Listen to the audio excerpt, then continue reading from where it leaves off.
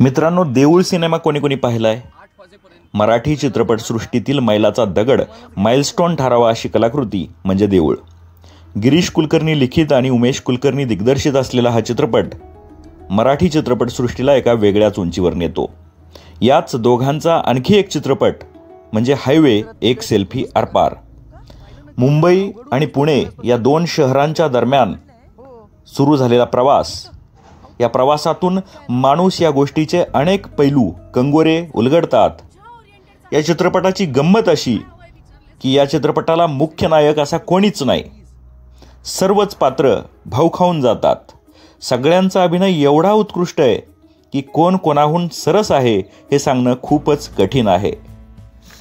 मनोरंजन चौकटीतला हा चित्रपट नाहीच आहे, तर वर्ल्ड सिनेमामध्ये फिट बसावा एवढा सुंदर हा सिनेमा आहे.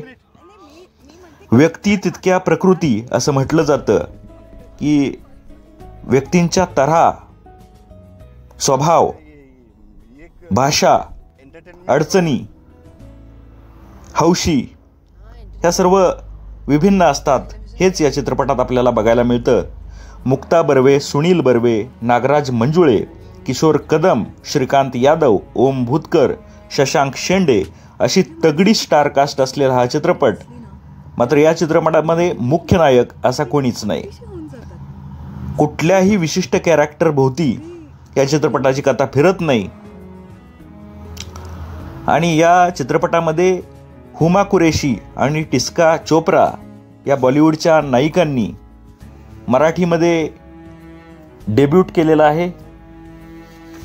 135 मिनिटांचा चित्रपट आपण नक्की बघा. हा चित्रपट जीवनाकडे बघायची नवीन दृष्टी आपल्याला प्रदान करतो. म्हणूनच अनेक अँगलने हा चित्रपट अतिशय महत्त्वाचा आहे. आपण हा चित्रपट नक्की बघावा असं मी पुन्हा एकदा आवाहन करतो. धन्यवाद. तो असतोच.